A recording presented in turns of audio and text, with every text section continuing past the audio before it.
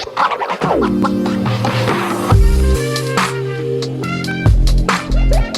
there, welcome back to my channel. My name is Brittney Bundles, and today's video is going to be a part 2 of my Business on a Budget series. If you have not tuned in to Business on a Budget yet, I encourage you to do that.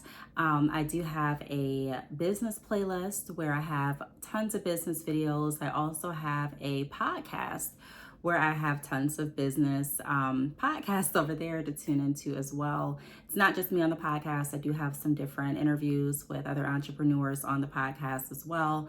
And some of the episodes are here on YouTube. Some of them are directly through my podcast link, which I will have linked below. So be sure to check that out.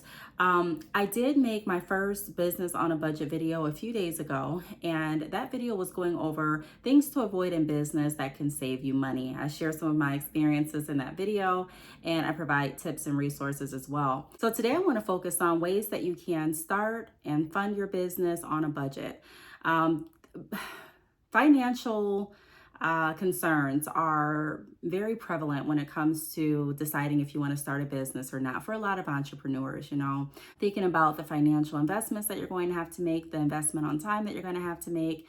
It can be overwhelming, and it can also be discouraging if you don't know how to combat some of those concerns. So what I'm going to be focusing on is ways that you actually can get started with what you have. That was a tip that my mom gave me as a young girl. She would always say, Brittney, do what you can do, use what you do have, and she used to say it so much to the point that I was like, okay, if I say this to my mom, I already know what she's going to say. She's going to ask me, Brittney, did you try this? Brittney, what did you do? Did you do what you could do first? There were some times, and I'll get right into the video, but I just want to kind of touch on why that's so important to me. But there are some times in school I would be a little lazy with my work, and I would say, Mom, I don't know how to do this. And she would say, Brittney, did you do what you could do? Did you put your name on the paper? Okay. Did you open up the chapter that this book is referring to, or that this assignment is, referring to? And so it just got me in the habit of doing what I can do with what I have. And that stuck with me throughout my life. And so now when I'm looking at different opportunities or even obstacles, I'm like, well, what can I do? So that's what I want to bring in this video, looking at what you can do with what you have, because there's always opportunity if you look deep enough. At least that's what I believe. So if you are interested in this video, be sure to give the video a big thumbs up. Please make sure that you are subscribed. Subscribing will give you access to be notified if you hit that bell every time I upload a video. Again, like I mentioned, I am doing a Business on a Budget series, so there's going to be more videos along this topic coming out. So if you're interested, you do want to be subscribed. Also, I do have a website, keepingupwithbrittney.com. So if you are interested in staying connected even further and getting free business tips delivered right to your email, be sure to go over to keepingupwithbrittney.com. The link is down below. And I do have a newsletter that you can subscribe to stay connected with me, and then also have business information and tips. I just did a masterclass. When was it? Was it last week or a few weeks ago at this point? And everyone subscribed to my email mailing list got access to that. So if you are interested in business topics, you don't want to miss signing up for my email newsletter. All right, so without further ado, we're going to get right into the video. All right, so like I mentioned, today we're talking about ways to fund your business on a budget. The first thing that I want to touch on, and I'm maybe looking down because I'm looking at my notes, I don't want to forget anything, is grants, okay? So there are so many grants out there. When I first started my business journey, I had no idea about grants. I was really focused on saving up enough money to be able to start my business. I was focused on looking at ways where I didn't have to really invest too much to start my business. I was also looking into different loans for businesses as well. And so ultimately, I knew I didn't want to really incur any more debt, but I did know that my business was going to take some sort of investment. I didn't want to spend too much, but I also didn't want to be cheap regarding my business, because I didn't want to cheat myself out of the opportunity that I felt like I deserved at that point. So it was a lot of different back and forths with my decision on funding my business. And what I realized is that there's so many ways to skin a cat. In other words, there's so many ways, or to love a cat. I like that phrase better. But there's so many ways to get things up and going and off the ground. So when you're looking for ways to fund your business, don't overlook grants.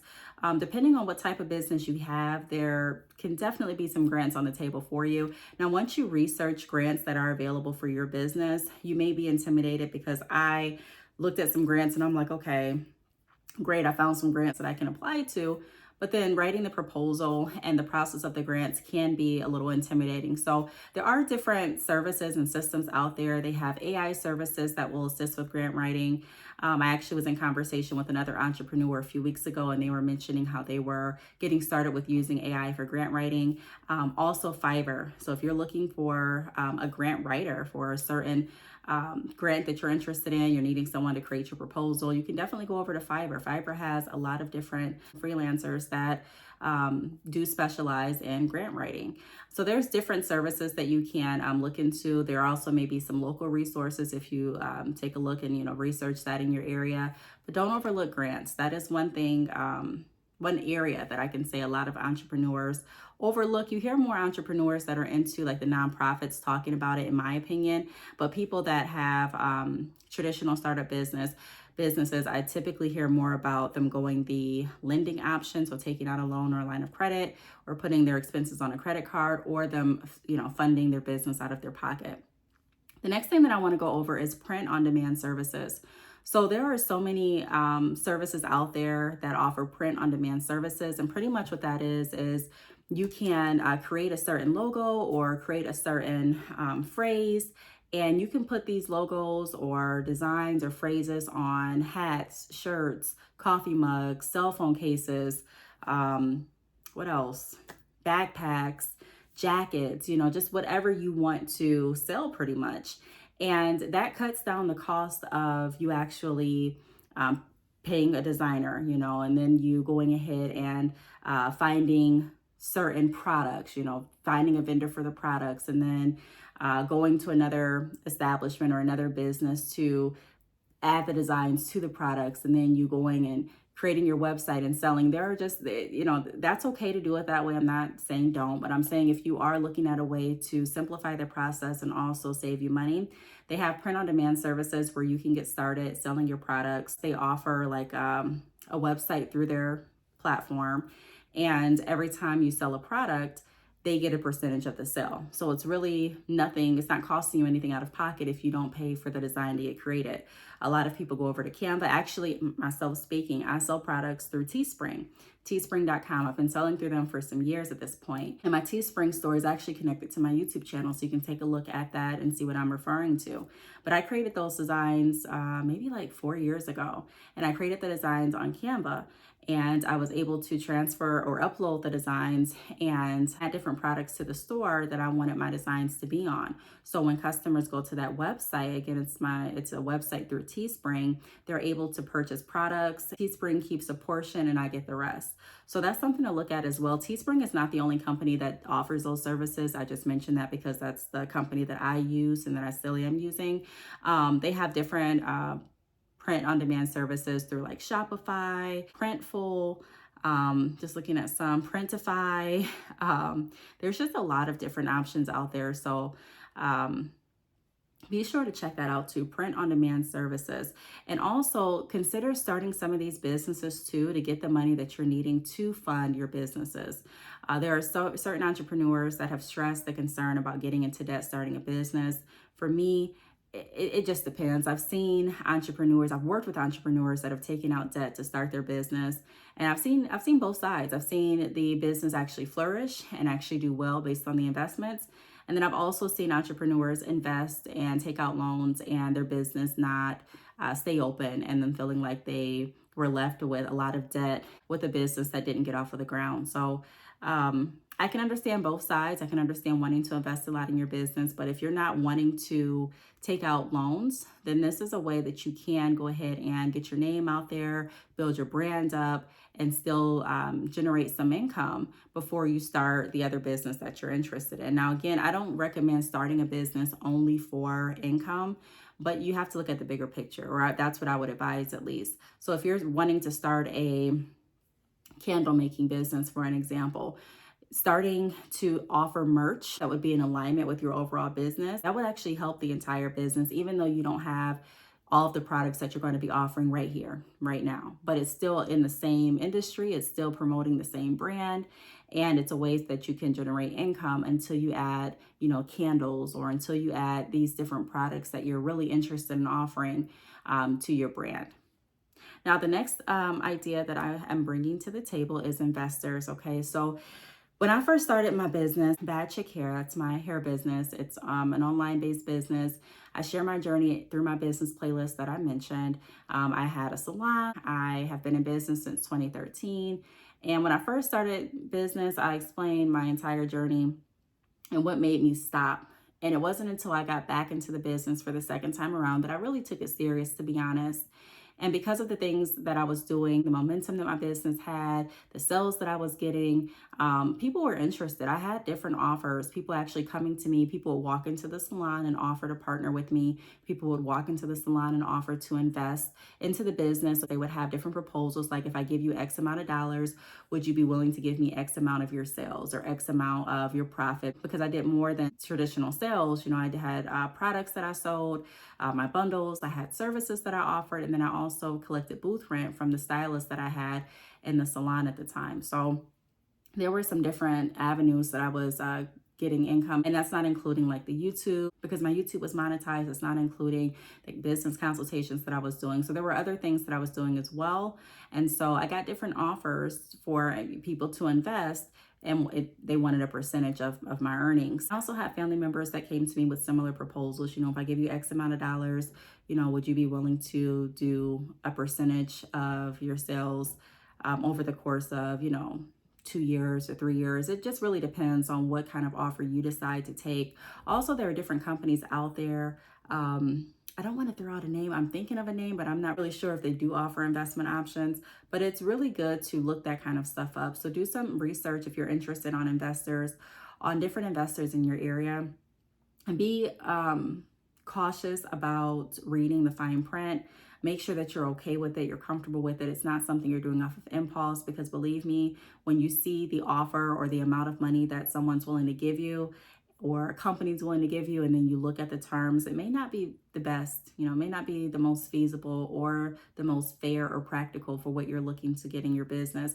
Some offers have you giving 51% of your business to them. Some offers have you giving 55% of your business to them. So it just depends, but you want to make sure that I would recommend, honestly, getting a lawyer involved if you were going to seriously look into an investor for your business. But those are some options too to get started with your business without necessarily having to put it on hold until you are able to get the funds, or work your way up, you know, and put the money aside until you're able to get started. You can definitely look into investors. One thing that I would say too is understand when you are looking to invest that you don't want to look at just the right now. You want to look at the overall picture. That was one of the reasons that I did not take any investment offers, because the offers that I was getting, I didn't feel like they aligned with what my overall vision for my business was going to be. I kind of felt like I didn't really want to keep the salon open. I knew that I still wanted to stay in the same industry at that point. I knew that I still wanted to make mobile money. And I do this because I have a whole series about how to make mobile money and why and how I transitioned to being able to make money on the go. Being a mom, it's really important to me to be able to have consistent income. And it's really important to me to be able to have money, get paid pretty much wherever I'm at. You know, me being stationed at a certain place for so many hours, it just doesn't fit my lifestyle. So I needed to make sure, and I still need to make sure, that I have different creative ways to earn revenue so that I can be active in my children's life as much as I would like to, as well as still earn income. So I have a series about how I was able to make mobile money as well. If you are interested in those type of videos, just check out my business playlist after this video. The next thing that I want to mention is service-based businesses. So when I'm working with people regarding business and they're asking for advice, I always like to stress the importance of not having one stream of income for your business. Not because it's popular to say have multiple streams, but because it truly is necessary. In my opinion, if you want to maximize on all the opportunities that you possibly can and earn as much revenue as you can doing what it is you're currently doing. So when I started my hair business, I started selling, you know, bundles, enclosures, and frontals. And I realized at that point, I'm like, okay, this is good, but I also want to be able to help other people. And for me wanting to help other people, I'm like, so what can I do to get other people involved in this business? And so I offered wholesale options. Now with the wholesale options, I was pretty much selling the bundles in bulk at a discounted rate. And then I also wanted to bring more services or more options to the table. So I decided to do drop shipping. And so at that point, I'm like, okay, drop shipping is a service that I'm offering and I still offer this service to this day. And the service has been $50 since I started offering drop shipping. Those of you that have been following me, you know I've been offering drop shipping for has it been 4 or 5 years at this point? I don't have everyone set up on auto pay. And like I said, the prices have stayed pretty much the same. I'm able to do that because people find value in the service that I'm offering. And the service allows them to start their hair business without investing as much as they would purchasing bundles in bulk. They can pay $50 and get access to the bundles that I offer through drop shipping and the closures and the frontals and start their hair business drop shipping through me. So I would challenge everyone, if you're selling products, figure out a service that you can pair with that. Along with drop shipping, I started doing business consultations. I found myself constantly working with different people. People would reach out via email, text message, some would leave comments. And I'm like, for a good portion of my day, I am consulting people regarding their business. So that's a service that I decided to bring to my website as well.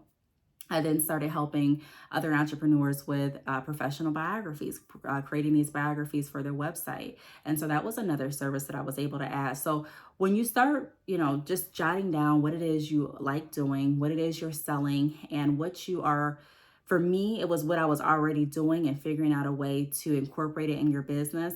That's going to help you open up multiple streams doing what it is you're already doing. So I would really challenge you all to consider adding service-based businesses to your business.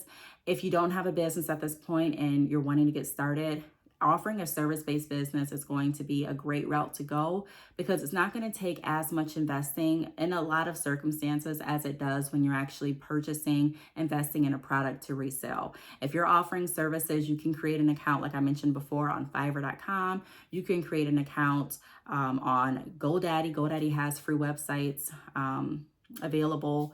You can create a Wix website. I think that they have free websites available as well. I mean, there's just so many ways that you can promote your services. There are some people that I've worked with that don't even have websites that promote their services through Facebook and Instagram. And when their potential customers or clients DM them, they take it from there and they use like PayPal or another method to get paid. So offering services, what are you good at doing? What do you enjoy doing? What do people mostly come to you asking for? These are just some questions that you may want to ask yourself if you're stuck on, well, what kind of services can I offer? What things do you already do? What type of advice do you give? Where do you find yourself helping most people? What area? Are you good at giving financial advice? Do you have extensive years working in the financial industry? Are you good at grant writing? Have you wrote different grants in the past? Are you good at business consulting? Is that something that you typically do?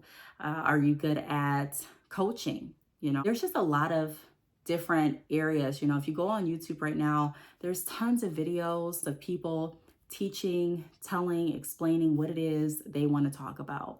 And everyone has some sort of audience. I've never stumbled across the YouTube video, or I don't want to say never. I rarely stumble across a YouTube video with 0 views. So there's always someone more than likely watching, and there's more than likely an area for what it is you're good at doing. So do what you can do. And I would get out there and consider creating a service-based business. And then you can always add products to the business as well. But creating a business revolving services is going to be less expensive for the majority of businesses than creating a business product-based. It all depends too, because there are some people that offer service-based businesses and they invest a lot up front as well in like the equipment and the website, marketing, things like that. But I'm saying if you are on a budget, then you may want to consider looking into service-based businesses. The other part that I wanted to mention, the other option is drop shipping. So like I mentioned, I do offer drop shipping services for those interested in selling hair. If you're interested in that, be sure to click the link down below this video. Click Bad Chick Hair. That's my hair website, and you can see the services that I offer there. But there's a lot of different drop shipping companies too, where they offer different websites through their business. They offer different products, and all you do is you sign up for their drop shipping service. Either you pay an enrollment fee, and then you also pay a percentage of each sale, or there are some drop shipping companies that don't offer an enrollment fee. You don't pay an enrollment fee, and you pay based on what you sell. I can go over more information on how I offer my dropshipping services. If you're interested, again, go to my website, badchickhair.com. The link's down below. But dropshipping is another way that allows you, it's kind of like print on demand, where you can brand these products and have them sent out without you having to invest in actually purchasing the inventory. So it saves people a lot of money. Some people do like the aspect of actually having the products on hand because you really do get more of your profit. I created an ebook a few years ago going over how to transition your dropshipping business to purchasing in bulk, because when you purchase in bulk, a lot of times it's where you get the bigger profit, and also you have more control over the products because the products are right here. So you have the ability to capture more sales by getting those on-hand orders. You don't have to rely on another company shipping them to your customer. And that really helps because a lot of times people are, impatient, and they're wanting their products right here and right now. So if they have an option to pick up their product versus order, you're probably going to get some of those customers that are more interested in purchasing and picking up today than waiting for their package to come, especially if they're local. But again, if you don't have the funds to invest, then that is another way that you can get started. And the last tip that I'm going to go over is SBA loans. So there are some loans out there through the Small Business Administration that you can look into that can assist with funding your business as well. This is pretty much what it looks like. You want to make sure that it is sba.gov. And you can go ahead and find lenders that match you. So it just says, how it works: describe your needs, answer a few questions about your business in as little as 5 minutes, get matched in 2 days, talk to lenders, and apply for the loan. And it also gives you different information as far as getting ready. So it says business plan. Most lenders expect a business plan when you apply for startup funding. If you need to create one, follow our free business plan guide. It has amount and use of funds, credit history, financial projections, collateral, industry experience. So they're kind of, not even kind of, they're giving you information that you can go ahead and start gathering together before you speak to a lender. And by no means do I want to say that applying for a loan for your business is bad or that you shouldn't do it, but it is something that you want to consider. Like I said, especially if you are on your journey of getting out of debt, you definitely want to consider that as well, because whenever you're doing anything in business, it is a risk.